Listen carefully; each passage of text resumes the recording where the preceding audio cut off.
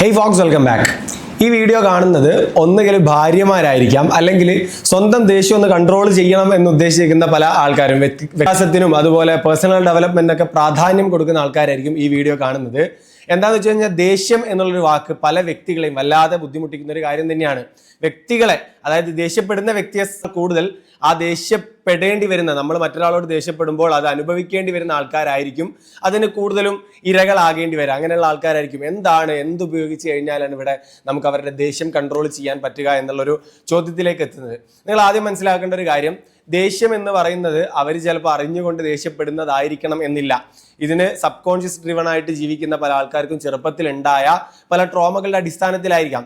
7 വയസ്സ് വരെ അയാൾ സ്ഥിരമായിട്ട് കാണുന്നത് അയാളുടെ അമ്മയെ അച്ഛൻ സ്ഥിരമായിട്ട് വഴക്ക് പറയുന്നതാണെന്നുണ്ടെങ്കിൽ അവരുടെ ബ്രെയിൻ വയറിംഗ് രൂപപ്പെടുന്നത് ഈ ദേഷ്യപ്പെടുക എന്നുള്ള രീതിയിലായിരിക്കും. അതിനനുസരിച്ച് അവരും റെസ്പോണ്ട് ചെയ്യുന്നു. അവർ പോലും അറിയാതെ അവരുടെ ഉള്ളിൽ നിന്നും ഓട്ടോമാറ്റിക്കലി അവർ പോലും അറിയാതെ ഫ്ലുവൻ്റ് ആയിട്ട് വന്നുകൊണ്ടിരിക്കുന്ന റെസ്പോൺസ് ആണിത്. എങ്കിലും നമുക്ക് സഹിക്കുന്ന ഒരു പരിധി ഉണ്ട് അല്ലേ?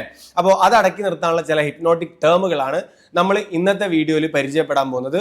എന്ന് വെച്ച് കഴിഞ്ഞാൽ പൂർണ്ണമായിട്ടും അവരുടെ ദേഷ്യം മാറ്റാനല്ല, അതിന് നമ്മൾ സെൽഫ് ഹിപ്നോട്ടിസം ഒക്കെ ചെയ്ത്, അതായത് അവർ ഇത് മാറ്റാൻ തയ്യാറാണ് എന്നുണ്ടെങ്കിൽ, ദേഷ്യപ്പെടുന്ന വ്യക്തി ഇത് മാറ്റാൻ തയ്യാറാണ് എന്നുണ്ടെങ്കിൽ സെൽഫ് ഹിപ്നോട്ടിസം ഒക്കെ ചെയ്തിട്ട് അവർക്ക് ദേഷ്യം മാറ്റാൻ സാധിക്കും. ദേഷ്യമല്ല, നമ്മുടെ ജീവിതത്തിലുള്ള ഏതു സ്വഭാവത്തെയും നമുക്ക് മാറ്റാൻ സാധിക്കും. അതിന് ന്യൂറോ പ്ലാസ്റ്റിസിറ്റി എന്ന് പറയും. നമ്മുടെ ബ്രെയിനിന്റെ പവറാണത്. ഓൾറെഡി വയേർഡായി കിടക്കുന്ന ഒരു സ്വഭാവമോ ഡാറ്റയോ നമുക്ക് മാറ്റാനും അത് എക്സ്ചേഞ്ച് ചെയ്യാനൊക്കെ സാധിക്കുന്ന ഒരു ബ്രെയിനിന്റെ കപ്പാസിറ്റിയാണ് നമ്മൾ ന്യൂറോ പ്ലാസ്റ്റിസിറ്റി എന്ന് പറയുന്നത്. അപ്പോൾ ഇത് ഉപയോഗിച്ച് ആർക്കും മാറ്റാം. ഇതൊന്നും അല്ല, നമ്മൾ തൽക്കാലം കുറച്ച് നേരത്തേക്ക് ഇവരെ ഒന്ന് കാമാക്കണം. കുറച്ച് നേരത്തേക്കല്ല, ഇവർ സാധാരണയുള്ള ആ ഒരു അഗ്രസീവ് അവസ്ഥയിൽ നിന്നും അവരൊന്ന് കൺട്രോൾ ആക്കണമെന്ന് ഏതൊരു മനുഷ്യനും ആഗ്രഹിക്കുന്ന ഒരു കാര്യമാണ്, നിങ്ങളും ആഗ്രഹിക്കുന്ന ഒരു കാര്യമാണ് പരിഗണിക്കപ്പെടുക എന്നുള്ളത്. നമ്മളൊരു കൂട്ടത്തിൽ ഏറ്റവും കൂടുതൽ ആഗ്രഹിക്കുന്നത് എന്ത് കേൾക്കാനാണെന്നറിയോ? നമ്മുടെ പേര് വിളിച്ച് കേൾക്കാനാണ്. നമ്മൾ എന്തൊക്കെ പറഞ്ഞു കഴിഞ്ഞാലും, സ്കൂൾ ലീഡർ ആവാനോ അല്ലെങ്കിൽ ക്ലാസ് ലീഡർ ആവാനോ നമുക്ക് താല്പര്യമില്ല എന്ന് പറഞ്ഞു കഴിഞ്ഞാലും ആ സ്റ്റേജിൽ നമ്മളെ വിളിക്കണം എന്നൊരാഗ്രഹം നമുക്ക് ഉണ്ടാവും. ആരാ ഇവിടെ ക്ലാസ് ലീഡർ ആവണ്ടേന്ന് ചോദിക്കുമ്പോൾ നാഫീന്ന് ഒന്ന് വിളിച്ചാൽ മതി, നാഫീന്ന് ഒന്ന് വിളിച്ചാൽ നമ്മൾ ഉള്ളിൽ ആഗ്രഹിക്കും. അപ്പോൾ എനിക്ക് പറ്റില്ല എന്നൊക്കെ നമ്മൾ പറയുമെങ്കിലും നമ്മൾ ഉള്ളിൽ അത് ആഗ്രഹിക്കും. ഒന്നെന്നെ വിളിച്ചാൽ മതിയായിരുന്നു എന്നുള്ളത്. പരിഗണിക്കപ്പെടുക എന്നുള്ളത് പലരും ആഗ്രഹിക്കുന്ന, ഒരുവിധപ്പെട്ട എല്ലാവരും ആഗ്രഹിക്കുന്ന ഒരു കാര്യമാണ്. പലപ്പോഴും ഈ പരിഗണന ലഭിക്കാത്തത് കൊണ്ടോ അല്ലെങ്കിൽ ലഭിക്കുന്നതായിട്ട് തോന്നാത്തത് കൊണ്ടോ ചിലപ്പോൾ നമ്മൾ കൊടുക്കുന്നുണ്ടാവും. നമ്മുടെ തിരക്കുകളും കാര്യങ്ങളൊക്കെ കൊണ്ട് നമുക്ക് അതേപോലെ അവരോട് ബിഹേവ് ചെയ്യാൻ പറ്റിയെന്ന് വരില്ല. അപ്പൊ ചിലപ്പോൾ അവർക്ക് ഈ പരിഗണന കിട്ടുന്നില്ല എന്നൊരു തോന്നലുണ്ടാവും. അപ്പോൾ ഈ പരിഗണന കിട്ടുന്നു എന്ന തോന്നൽ ഉണ്ടാക്കലാണ് നമ്മുടെ ഒന്നാമത്തെ ഹാക്ക്. പിന്നെ ഒരു ഹിപ്നോട്ടിക് ടേം ഉണ്ട്. ഹിപ്നോട്ടിക് ടേം എന്താണെന്ന് വെച്ച് കഴിഞ്ഞാൽ, കുറച്ച് ദിവസം മുമ്പ് ഞാനൊരു കാര്യം ഒരാളെ കൊണ്ട് ചെയ്യിപ്പിച്ചു. എന്താണെന്ന് ഇവിടെ പറയുന്നില്ല, അത് പേഴ്സണലായിട്ട് നിങ്ങൾക്ക് പറഞ്ഞു കഴിഞ്ഞാൽ അറിയാൻ പറ്റുന്ന ആളാണ്, അതൊന്നും പറയുന്നില്ല. ഒരു കാര്യം നമ്മൾ ഒരാളെ കൊണ്ട് ചെയ്യിപ്പിച്ചപ്പോൾ എനിക്ക് ഞാൻ ഉദ്ദേശിച്ച റിസൾട്ട് കിട്ടിയില്ല. അത്യാവശ്യം നല്ല പേയ്മെന്റ് ഒക്കെ ചെയ്ത് അവരെ ഒരു ദിവസത്തേക്ക് ഹയർ ചെയ്ത് ആ രീതി ചെയ്തതായിരുന്നു. പക്ഷെ ആ റിസൾട്ട് കിട്ടാതെ അവർക്കും മനസ്സിലായി പാളി, എന്തായാലും ഇവൻ ദേഷ്യപ്പെടും എന്നുള്ളൊരവസ്ഥ, ഞാൻ ദേഷ്യപ്പെടും എന്നൊരവസ്ഥ വന്നപ്പോൾ എനിക്ക് ആദ്യം തന്നെ അയാൾ അയച്ച മെസ്സേജ് അപ്രിഷിയേറ്റ് യുവർ പേഷ്യൻസ് എന്നതാണ്. I appreciate your patients. നിങ്ങളുടെ ക്ഷമയെ ഞാൻ അഭിനന്ദിക്കുന്നു. ഫസ്റ്റ് വേർഡ് അത് തന്നെയാണ്. നിങ്ങളുടെ ക്ഷമ ഭയങ്കരം തന്നെ. അതായത് ഞാൻ അങ്ങോട്ടേക്ക് എന്തെങ്കിലും പറയുന്നതിന് മുമ്പ് ഇങ്ങോട്ട് എന്നോട് റെസ്പോണ്ട് ചെയ്തത് നിങ്ങളുടെ ക്ഷമ ഭയങ്കരം തന്നെ എന്നാണ്. പിന്നെ എനിക്ക് ദേഷ്യപ്പെടാനുള്ള ഒരു ടെൻഡൻസി അങ്ങനെ വരില്ല, അത് കുറയും. നമ്മൾ ഒരാളൊരു സ്ഥാനത്ത് വെച്ച് കഴിഞ്ഞാൽ അത് നല്ല സ്ഥാനമെങ്കിൽ, അത് നമുക്ക് സുഖിച്ചിട്ടുണ്ടെങ്കിൽ ആ സ്ഥാനം ബ്രേക്ക് ആവാതിരിക്കാൻ നമ്മൾ പലപ്പോഴും ശ്രമിക്കും. ഇത് നമ്മൾ മറ്റൊരാളോട് ചെയ്യുന്നത് മാത്രമല്ല, നമ്മളോട് പലരും ചെയ്തുകൊണ്ടിരിക്കുന്നുണ്ട്. അത് മനസ്സിലാക്കുക. ഒരിക്കൽ നമ്മളെ ഇവൻ നല്ല മോനാട്ടോ, ഇവനെ നമ്മൾ പറയുന്നൊക്കെ കേൾക്കും എന്ന് പറഞ്ഞിട്ടുണ്ടെങ്കിൽ ചിലപ്പോൾ പലപ്പോഴും നമ്മളത് ആ ഒരു സ്ഥാനം മെയിൻറ്റെയിൻ ചെയ്യാൻ വേണ്ടി പലതും ചെയ്തുകൊണ്ടേ ഇരിക്കുന്നുണ്ടാവും അല്ലേ? ഒന്ന് ആലോചിച്ച് നോക്കി, ജീവിതത്തിലൊക്കെ ആ നല്ല മോൻ അല്ലെങ്കിൽ സമൂഹത്തിൽ നല്ല കുട്ടി പദവി മെയിൻറ്റെയിൻ ചെയ്യാൻ വേണ്ടി നമ്മൾ ചെയ്തുകൊണ്ടിരിക്കുന്ന കാര്യങ്ങളൊക്കെ നമ്മൾ ആരോ ഹിപ്നോട്ടിസം ചെയ്ത് ഹിപ്നോട്ടൈസ് ചെയ്ത് വെച്ചിരിക്കുകയാണ് എന്ന് നിങ്ങൾ മനസ്സിലാക്കുക. ഇതേപോലെ തന്നെ അവരോട് നമുക്ക് പറയാൻ പറ്റുന്ന എന്തെങ്കിലും പണിവാളി എന്ന് ചോദിക്കുമ്പോൾ നിങ്ങൾക്ക് പറയാൻ പറ്റുന്ന ഒരു ടേമാണ്, പണ്ടൊക്കെ ആണെങ്കിൽ ഭയങ്കരമായിട്ട് ദേഷ്യപ്പെടുമായിരുന്നു, പക്ഷെ ഇപ്പൊ നിങ്ങളുടെ ക്ഷമ ഭയങ്കരം തന്നെ. അങ്ങനെ ഒന്നങ്ങ് പറഞ്ഞാൽ മതി. ഇത് നമ്മൾ സ്ഥിരമായിട്ട് പറയുന്നത് ഭയങ്കര ദേഷ്യമാണ്, നാഫിക്ക് ഭയങ്കര ദേഷ്യമാണ് സ്ഥിരമായിട്ട് നമ്മൾ പറയുകയാണെന്നുണ്ടെങ്കിൽ ആ കേൾക്കുന്ന brain, sub conscious mind, what repeat that you will become എന്നാണ്. എന്താണ് നിങ്ങൾ റിപ്പീറ്റ് ചെയ്തുകൊണ്ടിരിക്കുന്നത് അത് നിങ്ങളുടെ ബ്രെയിനിൽ വയറിംഗ് ആയിട്ട് നിങ്ങൾ അതായി വരും എന്നുള്ളതാണ്. അപ്പോൾ നിങ്ങൾ അത് തന്നെ റിപ്പീറ്റ് ചെയ്തുകൊണ്ടിരിക്കുമ്പോൾ നിങ്ങളുടെ ബ്രെയിൻ അതാവാൻ വേണ്ടിയുള്ള ശ്രമങ്ങൾ തുടങ്ങും. അതായത് നിങ്ങളോ അല്ലെങ്കിൽ നിങ്ങളുടെ ചുറ്റുമുള്ളവരെ നിങ്ങൾക്ക് ഭയങ്കര ദേഷ്യമാണ് എന്ന് പറയുമ്പോൾ ആ ശ്രമങ്ങൾ തുടരുകയും നിങ്ങൾ അതേപോലെ ആവാനുള്ള സാധ്യത ഉണ്ടാവുകയും ചെയ്യും. അപ്പോൾ നിങ്ങൾ പറയേണ്ടത് നേരെ തിരിച്ചാണ്. നമുക്ക് എന്താണോ അവരായിത്തീരേണ്ടത് അത് സ്ഥിരമായിട്ട് റിപ്പീറ്റ് ചെയ്യാം. പണ്ടൊക്കെ ഭയങ്കര ദേഷ്യമായിരുന്നു, പക്ഷെ ഇപ്പം നല്ല മാറ്റമുണ്ട്. ദിവസം തോറും കുറഞ്ഞു വരികയാണ് ദേഷ്യം എന്നുള്ളൊരു ടേം ഉപയോഗിക്കുന്നതിലൂടെ, അത് സ്ഥിരമായിട്ട് അത് പറയുന്നതിലൂടെ അവർക്കത് സുഖിച്ചു കഴിഞ്ഞാൽ, അവരെ അപ്രിഷിയേറ്റ് ചെയ്തുകൊണ്ട് ആൾക്കാരെ മുമ്പിൽ വെച്ച് ഇത് പറഞ്ഞു കഴിഞ്ഞാൽ അവർക്കതൊന്ന് സുഖിച്ചു കഴിഞ്ഞാൽ അവർ ദേഷ്യപ്പെടാനുള്ള ടെൻഡൻസി അവർക്ക് കുറയും.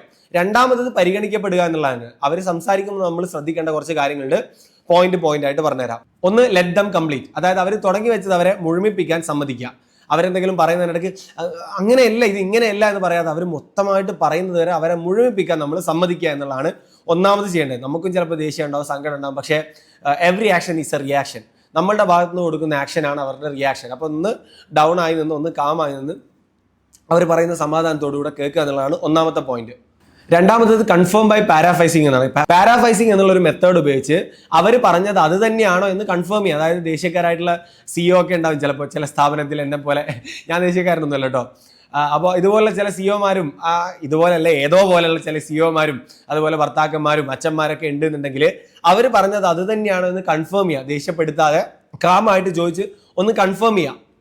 ചിലപ്പോൾ അവർക്ക് തെറ്റിപ്പോയിട്ടുണ്ടാവും, ചിലപ്പോൾ നമ്മൾ മനസ്സിലാക്കിയത് തെറ്റായിരിക്കാം. അപ്പോൾ ഇത് രണ്ടും ഒന്ന് തന്നെയാണോ എന്നുള്ളത് കൺഫേം ചെയ്യുക എന്നുള്ളതാണ് നമ്മൾ ചെയ്യേണ്ട രണ്ടാമത്തെ പോയിന്റ്, കൺഫേം ബൈ പാരാഫൈസിങ്. മൂന്നാമത്തത് ലിസൺ ദം എന്നുള്ളതാണ്.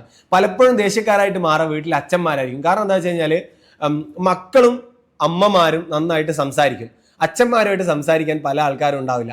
അപ്പോൾ ഈ അവസ്ഥയിൽ സംസാരിക്കാതിരിക്കുക എന്നുള്ളൊരവസ്ഥ ഏതൊരു മനുഷ്യനെയും ദേഷ്യക്കാരാക്കും. നമ്മളൊന്ന് ആലോചിക്കുക, അവരാരോടെങ്കിലൊക്കെ സംസാരിക്കുന്നുണ്ടോ എന്നുള്ളത്. ഒന്ന് അവർ ആദ്യമൊക്കെ ആറ്റിറ്റ്യൂഡ് ഇട്ട് നിൽക്കുമെങ്കിൽ പോലും നമ്മൾ അവരുടെ അടുത്ത് കുറച്ച് നേരം നിന്ന് കഴിഞ്ഞ് സംസാരിക്കാനുള്ളൊരു കൂട്ട് കൊടുത്തു കഴിഞ്ഞാൽ സംസാരിക്കും. അവരെ കൊണ്ട് നമ്മൾ സംസാരിപ്പിക്കണം, അത് നമ്മുടെ ഉത്തരവാദിത്തമാണ്.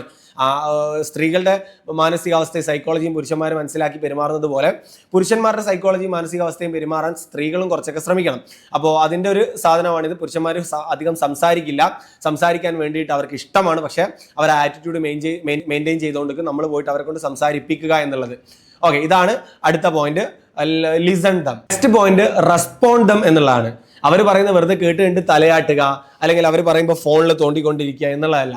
അവർക്ക് റെസ്പോണ്ട് ചെയ്യണം. നമ്മൾ ഓക്കെ അങ്ങനെയാണല്ലേ, ശരിയാണല്ലേ എന്നുള്ള രീതിയിൽ അവരെ ആക്കുന്ന പോലെയല്ല.